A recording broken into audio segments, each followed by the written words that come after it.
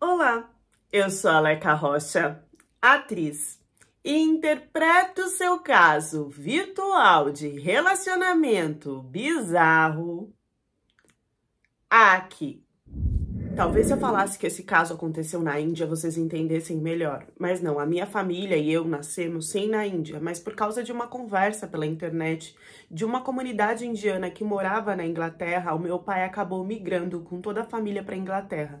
No começo de tudo, ele só trabalhava lavando pratos, mas já era um modo de ter uma vida muito melhor do que a gente tinha no nosso próprio país. É assim que muitas comunidades, não só indianas, mas da maioria dos imigrantes, vão se espalhando pelo mundo em busca de uma oportunidade melhor, sempre se conectando através da internet para que possam entender aonde que eles podem realmente conseguir alguma oportunidade. E a minha vida na Inglaterra não foi diferente da minha vida na Índia. O que eu vou contar aqui agora para vocês, com certeza vai abismar muita gente, porque a Inglaterra é um país onde eu pensei que talvez, onde a maioria pensa que talvez a segurança e o apoio de proteção para mulheres seja um pouco maior. Talvez seja para as nativas, mas para mim, como indiana e imigrante, não.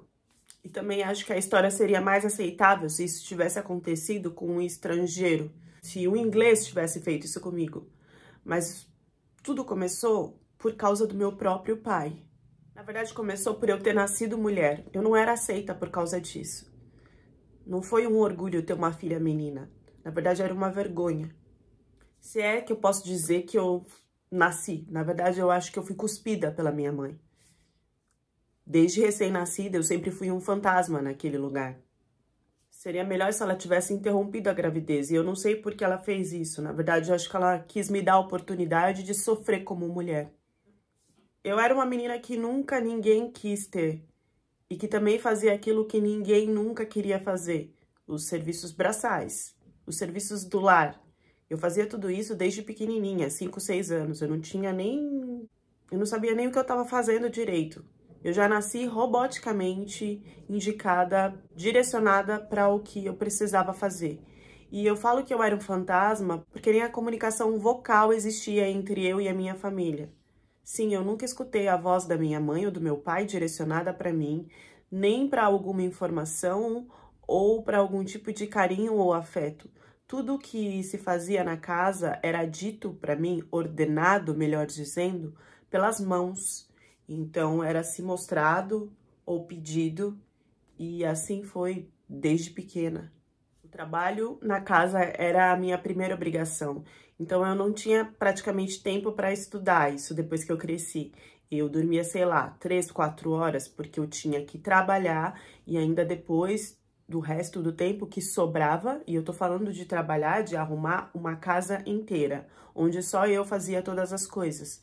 E aí depois, o tempo que sobrava, estudar. Lugar para dormir? Não, eu não tinha. Eu dormia no chão, em cima de livros. A última da casa a dormir era eu, porque eu tinha que esperar todo mundo fazer tudo para que depois eu arrumasse. Seja bagunçar a sala ou todo mundo comer, depois limpar tudo. Todo mundo tinha uma mania, um toque de limpeza muito grande. Chegando aos 14 anos, em um dia normal como qualquer outro, eu cheguei em casa e o meu pai tinha chamado mais de 8 caras para fazer uma festinha, como ele sempre fazia. Bebia, conversava. Ali eu já sabia que eu tinha que estar de prontidão para cozinhar para todos eles. E eu já fui automaticamente para a cozinha para fazer isso.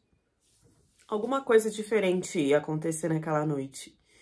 E aconteceu de um jeito que eu não esperava. Porque o meu pai, pela primeira vez, veio falar comigo, se dirigir a palavra a mim.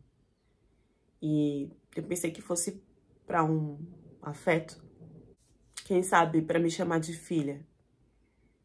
Mas ele pegou no meu braço e me puxou. Me arrastou para a sala onde estavam os amigos, tirou tudo da mesa, me jogou lá e foi o primeiro a me invadir, a invadir uma menina como se ele tivesse usando, forçando uma mulher. Não só ele fez isso, como ele deu abertura para que todos os 8 caras fizessem o que quisessem comigo, repetidamente. Eles não só usaram do meu corpo, eles fizeram tudo que vocês possam imaginar. Eu fui pisoteada a ponto de o meu quadril se deslocar. Ali, eu me senti como a menininha, a recém-nascida, a bebê que ficou no carrinho muitas vezes pedindo ajuda, pedindo socorro, chorando e nunca foi escutada. A minha infância toda foi num carrinho, onde ninguém nem ia lá olhar para ver se eu tava respirando direito. Se eu sobrevivi até os 14 anos, foi por ordem divina, por proteção de Deus, que com certeza também me protegeu nesse acontecimento, porque eu fui largada ali. Na verdade, eu apaguei. E quando eu acordei, tava tudo virado. Poças e poças de líquido vermelho. Meu cabelo todo bagunçado. Eu totalmente machucada.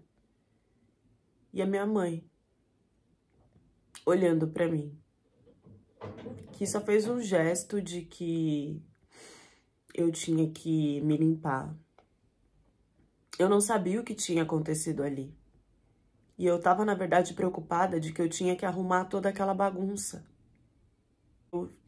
E fui pra arrumar a bagunça. Depois disso, a minha mãe pediu pra eu descansar, também com um gesto. E o meu descanso foi por vários dias. Eu dormi que eu não acordei mais, de tanto que eu tinha passado, do peso que eu carregava sem saber o que era. Acordar pra mim foi muito difícil, porque eu tive que encarar a realidade de que eu tinha feito uma coisa muito ruim pra minha família, de que eu era culpada, de que eu tava envergonhando a imagem e a honra de todos eles. Porque além de não entender, porque eu tinha passado por todo aquele sofrimento, o que era aquilo que o meu pai e os amigos tinham feito comigo, eu ainda tive que entender, depois de alguns dias, que eu estava grávida. Sem saber o que fazer e como explicar, eu só compartilhei isso com a minha mãe, que me esmurrou e me estapeou, mostrando mais uma vez que eu era o problema de toda a situação, desde quando eu nasci. Só que dessa vez, eu ainda tinha feito algo para piorar a minha imagem com a família, a minha imagem com a sociedade. Ela só dizia que eu nunca mais ia conseguir casar depois disso, que eles não iriam conseguir arrumar um parceiro para mim. De como eu era suja, de como eu fazia as coisas erradas. Eu só entendia que eu merecia tudo aquilo. Eu não sabia por que passo ou por onde que eu tinha errado. Pro meu pai eu era um estorvo, um erro. Eu já era uma vergonha por ser uma mulher. E eu consegui ultrapassar esse nível de vergonha. Era isso que ele me dizia. Que ele falava alto para todo mundo escutar.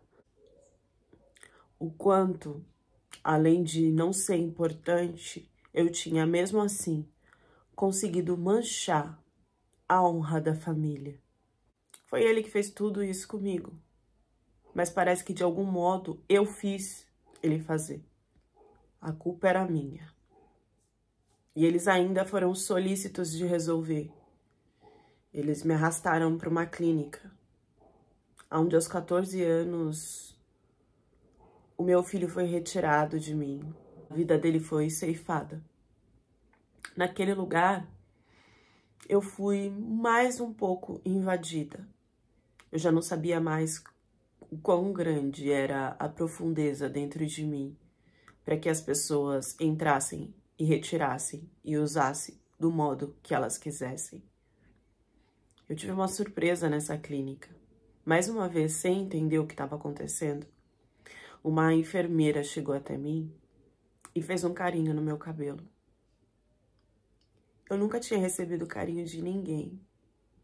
Eu cheguei a desejar que talvez aquela mulher poderia ser a minha mãe, se ela quisesse. Ela me deu chá, ela me tocou. A troca ali de afeto foi única e pela primeira vez na minha vida eu me senti acolhida. Eu não sabia o que era isso. Mas isso foram por poucos segundos. Quando eu pensei em gostar, eu já estava na situação da minha casa. E na minha casa, as controvérsias e cada vez era pior que eu não conseguia entender, né? Uma hora foi falado que eu jamais conseguiria ter um casamento, que era o que importava para uma mulher, um bom casamento. E daí veio a controvérsia de falar que eu era uma garota de muita sorte, porque eles tinham conseguido alguém para casar comigo. E lógico que tudo isso foi feito para que eu não acabasse com a minha própria vida. Porque depois de tudo isso, foi o que eu fiz. Eu enfiei remédios em mim, da forma que eu entendi que era certo, porque eu não queria mais viver tudo aquilo. Se eu era tão errada e eu não queria mais sofrer por todos esses erros. Não tinha porque eu já não existia, desde que eu nasci eu nunca existi. Então, eu tentei e mais uma vez fui espancada por eles, que começaram a tentar me mostrar que eu era uma garota de muita sorte. Como assim, com tudo isso que eu tinha feito, eu ainda tinha conseguido alguém que queria casar comigo. Como uma pessoa genuína, eu ainda criei esperanças de que isso talvez fosse a saída de iniciar uma vida. Será que esse noivo realmente não seria alguém bom para mim? Como a enfermeira que eu nem conheci, nem esperava encontrar e me deu um carinho e que me acolheu também. Talvez esse moço fosse diferente da minha família. Talvez ele fosse o ponto de início de eu conseguir sentir o que era ser amada. Só que não foi assim, né? Porque logo eu entendi que esse moço, ele era filho de um dos caras que tinha feito horrores comigo naquela noite, onde meu pai cometeu o que cometeu. E como que um homem que tinha feito aquilo comigo ia autorizar que o filho dele se casasse comigo? Não fazia sentido nenhum. Eu não poderia ter tanta sorte de que isso fosse dar uma boa coisa. E realmente não deu. Esse rapaz, no dia do casamento, ele nem olhou na minha cara. Ele tinha um semblante muito triste e vergonhoso. E foi aí que eu descobri que, na verdade, ele namorava. E por que ele estava casando comigo, então? Na verdade, foi só uma ordem do pai dele. E esse casamento, perante a família e a sociedade, não iria valer de nada. Era só para que o pai dele tivesse o controle sobre mim. Porque assim, eu ia virar escravo. Eu ia virar tudo que o pai dele quisesse. Então, esse menino que eu casei, ele nunca direcionou a palavra para mim. Ele nunca olhou para mim. Ele nunca me tocou. Depois do casamento, eu fui para um quartinho, no qual era obscuro, e eu entrava a ponto de eu não conseguir me mexer para os lados. Foi nesse quartinho que eu comecei a morar, bem distante do meu marido. E ali eu entendi que quem ia me usar como mulher não era aquele menino, e sim o pai dele, que já tinha feito horrores comigo naquela primeira noite. E o pai dele não era solteiro, o pai dele era casado, e a esposa sabia de tudo isso que estava acontecendo. E ela não se importava. assim como a minha mãe nunca se importou. Ali eu fazia todos os serviços da casa e era usada pelo pai do meu marido, o meu sogro. Ele não se contentava só com isso, como também ele me prendia todas as noites e em todos os momentos que ele saía, para que eu não pudesse fugir. Essas marcas foram ficando corriqueiras em mim e elas tiveram que ser expostas a ponto dele entender que o quanto ele me usava não era suficiente. Ele podia retirar mais de mim. Eu podia secar mais ainda para que ele tivesse prazer e felicidades, não só carnal, mas também financeira. Então não bastava ele não pagar uma empregada, não bastava ele não pagar uma prostituta. Ele ainda tinha que lucrar financeiramente comigo. E por isso ele me enfiou em um trabalho, onde o dinheiro de todo o meu esforço ia para ele. E aonde as marcas de estar amarrada, em muitos momentos, eram vistas pelas pessoas que não entendiam o que estava acontecendo. Foi aí que eu conheci uma mulher e que aos poucos me abrindo para ela, ela disse que quando eu quisesse, eu podia contar com a ajuda dela. A nossa conversa e a nossa troca, não só no serviço, foi se fortalecendo virtualmente. Eu não sabia como eu poderia sair daquela situação, mas eu sabia que um dia eu ia conseguir. Era tudo muito desesperador e a cada dia a vontade de sumir só aumentava. Eu podia não ganhar nada com aquele trabalho, mas era uma fuga. Era uma fuga de tudo aquilo que acontecia. Dentro da comunidade indiana, eu sabia que mulheres fugir não era a melhor coisa a se fazer, porque a maioria acabava sem vida e com uma desculpa boba pela família de que tinha acabado com a vida por causa de alguma história de grande amor, qualquer desculpa que fosse, menos que eles mesmos teriam feito isso por causa da fuga.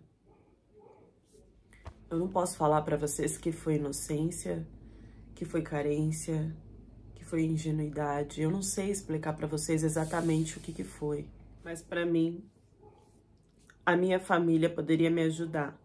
Eu não sei se eu tive um apagão do que eu vivia com a minha família, de como eu era tratada, ou se pra mim aquilo ali ainda era melhor de tudo que eu tava vivendo com estranhos. E eu me levantei e fugi. Fugi de pegar um ônibus e voltar para minha casa e pedir ajuda e pedir por favor para morar lá.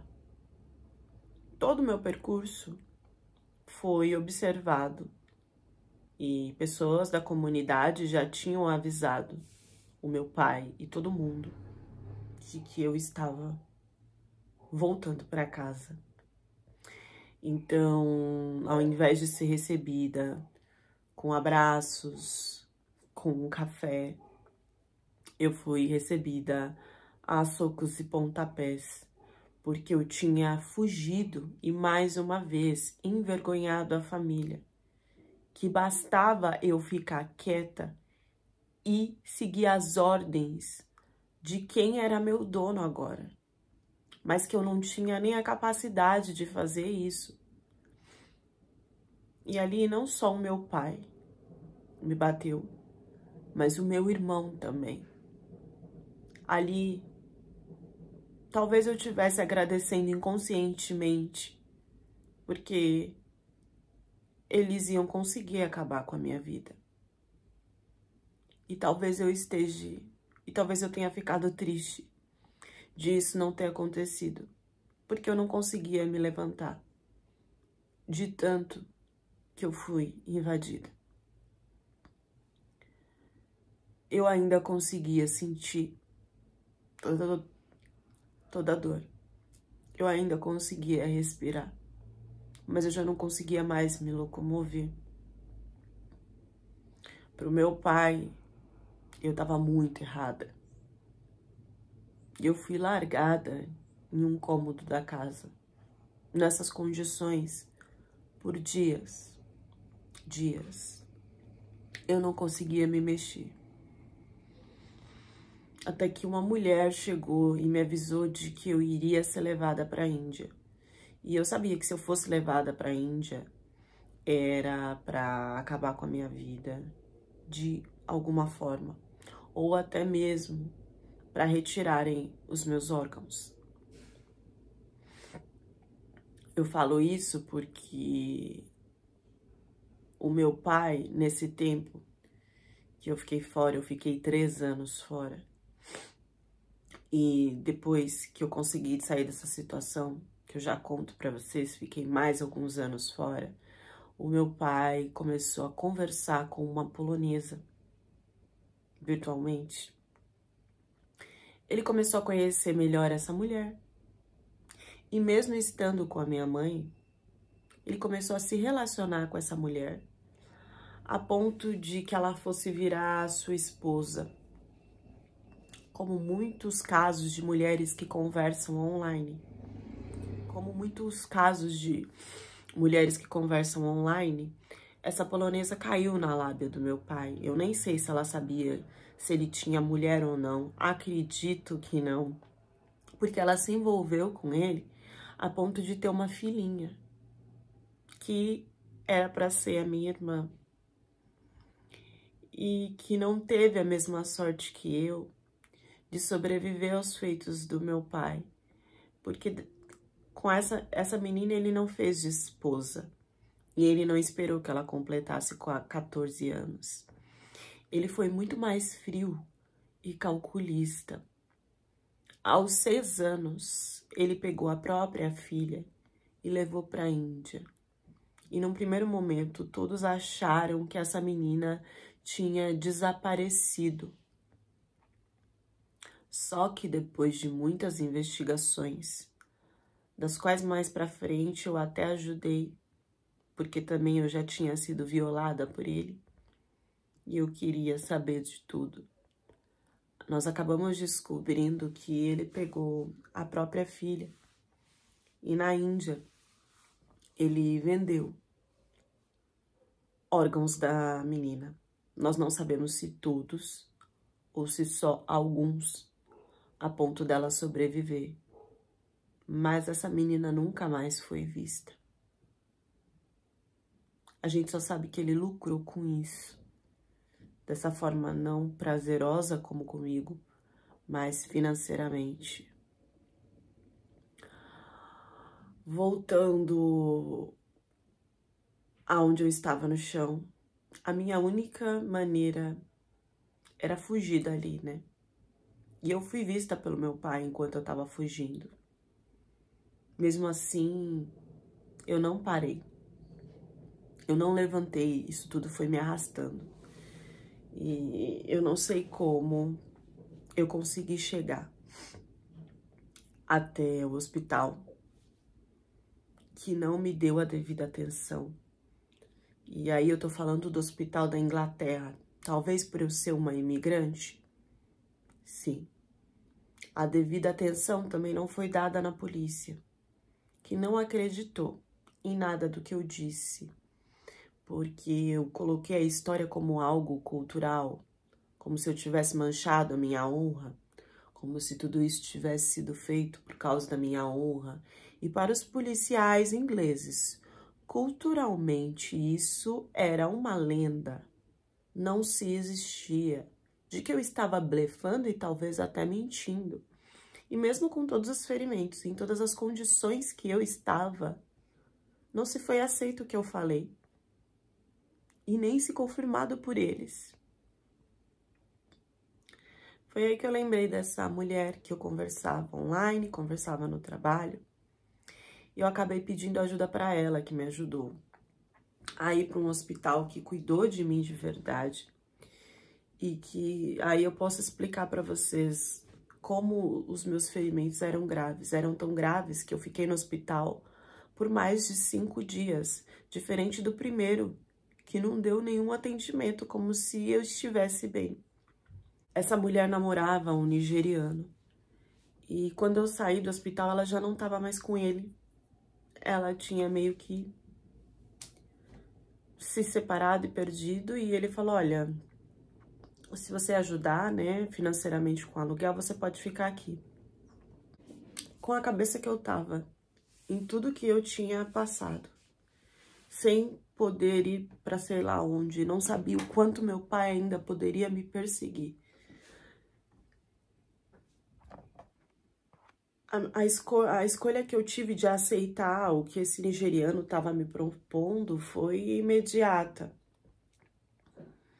E óbvio que abrindo toda a minha história, o que vocês acham que ele fez comigo? A primeira saída nossa, que eu bebi, uma coisa que eu nunca tinha feito. Eu fiquei tonta, fiquei confusa, e ele se aproveitou disso para se satisfazer. Só que dessa vez eu engravidei de primeira. E por mim, eu jamais tiraria o meu bebê. E foi isso que eu fiz. Eu não tirei o meu bebê.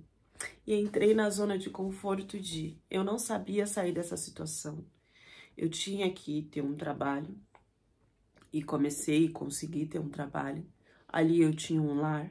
Não era perseguida pela minha família. E ia cuidar do meu filho. Então, por que não ficar com esse homem? E eu fiquei com ele. Só que, repetidamente, ele também era um cara que partia pra cima de mim, que abusava psicologicamente, fisicamente. Só que ali eu ainda achava que eu tinha mais segurança, que eu tinha um lugar pra ficar. Eu não sabia sair dessa situação. Eu não sabia como se desfazer disso. Até que esse homem tentou coisas horríveis. Eu engravidei uma vez, eu engravidei 2 vezes. Na terceira vez, ele me jogou da escada e eu perdi o neném. Eu só queria que o meu filho tivesse uma homenagem. Eu não queria mais ceifar a vida de alguém como eu fiz quando eu era pequena, com a ajuda da minha mãe. E eu só queria uma homenagem, eu queria que ele tivesse um ritual. Eu não sei porquê. Eu procurei ainda minha mãe pela internet para que ela me ajudasse sobre isso. Eu só queria fazer uma cerimônia para o meu filho, que nem nasceu. E a resposta da minha mãe foi que eu não existia mais na vida dela, que ela não queria saber de nada e que eu me virasse. O meu marido nigeriano também disse que não se importava porque aquilo não era uma vida, não tinha nascido. Então, no hospital mesmo, eles fizeram uma cerimônia. Mas eu acho que foi por pena de mim, sabe? Depois disso, eu ainda tive uma filha com esse homem. E com os meus filhos crescidos, esse homem tentou acabar com a minha vida várias vezes. E quem me salvou foi uma das minhas filhas. Ela recebeu uma mensagem dele falando: eu sinto muito, não entendeu por quê.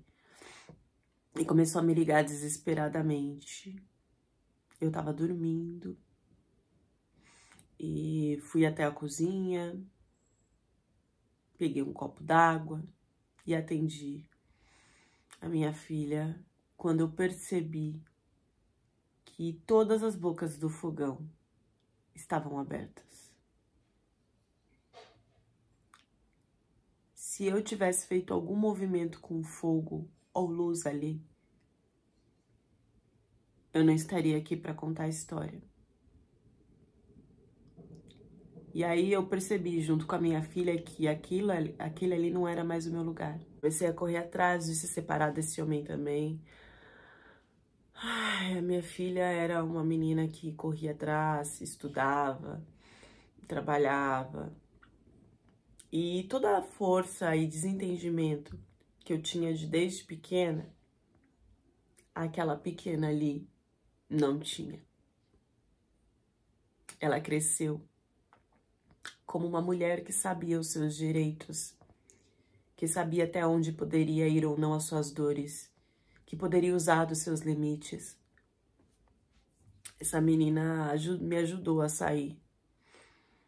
Eu saí através de ficar em casas de amigos da escola dos meus filhos mesmo, que falava, fica aqui 30 dias, arruma um trabalho e não sei o quê.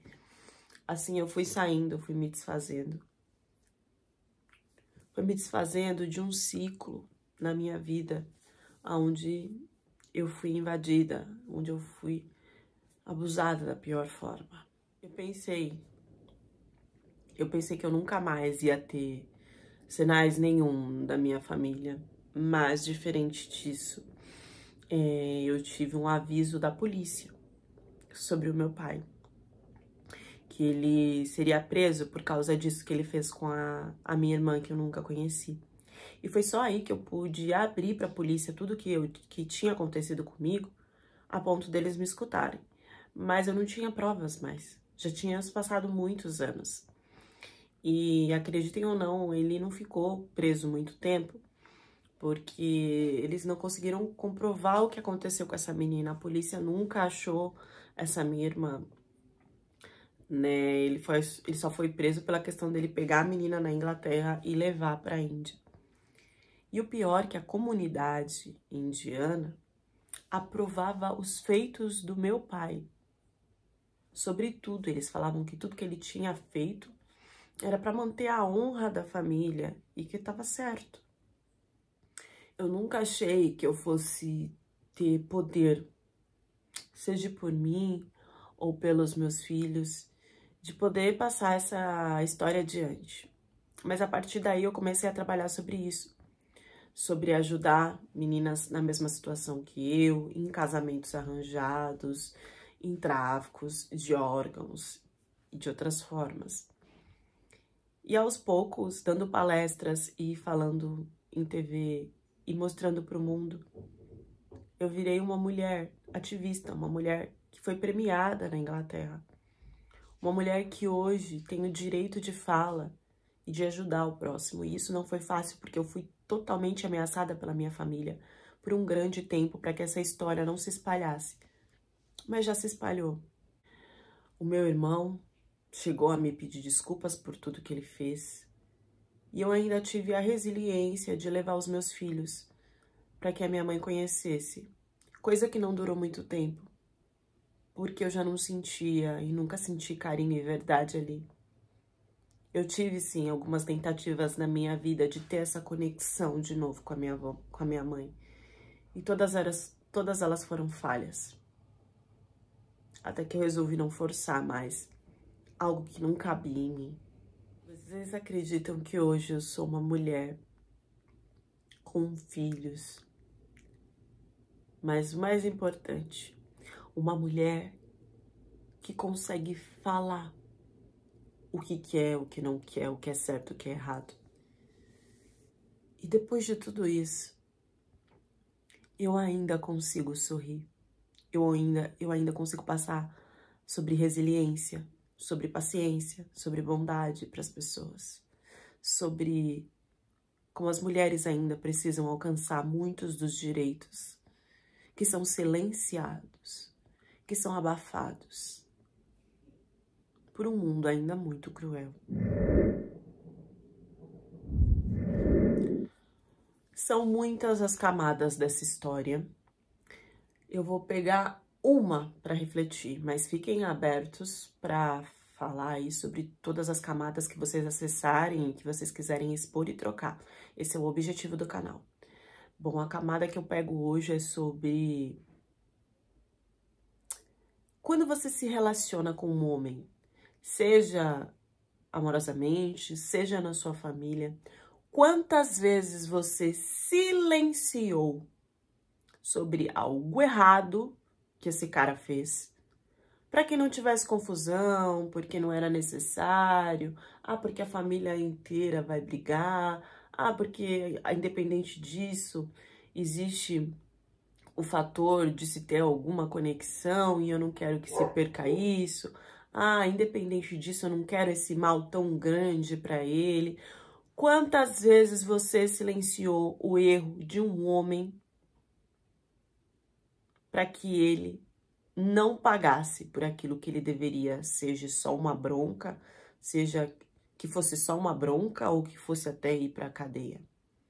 Quantas vezes nós mulheres silenciamos e sofremos fisicamente, emocionalmente, internamente por um feito de um homem? Por isso que hoje, e foi a primeira coisa que eu fiz aqui no canal, e que eu fui muito julgada, até fui julgada pelos amigos do tal turco, que um dia eu tive a infelicidade de me envolver. Quando eu resolvi fazer os vídeos contando o que ele tinha feito comigo. Hoje eu vejo muitas mulheres na internet abrindo o que passou com os homens. E me entristece muito ver, principalmente mulheres escrevendo: ai, ela não superou. Ai, olha a vingancinha dela. Ai, fica quieta, minha filha, vai viver. Ai, ela não tá curada. Porque olha aí como ela não tira o nome dele da boca. O que eu ouvi dos amigos do Boca de Chai era que eu tava fazendo isso pra lucrar. E mesmo que fosse, qual é o problema de lucrar em cima de um macho escroto que tirou muito da minha grana? Mas não só da minha grana, da minha saúde mental por um bom tempo na minha vida. E que eu tive que recuperar não só a grana, como também investir numa grana gigante para minha saúde mental. Então, assim,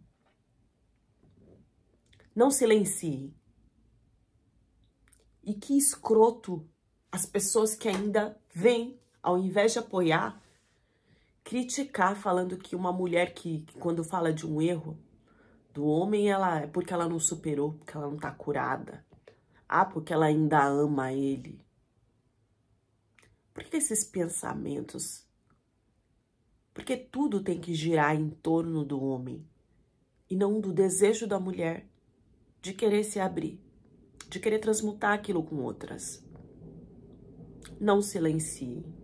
Não silenciem. Deixem a reflexão de vocês nos comentários e até a próxima história do canal.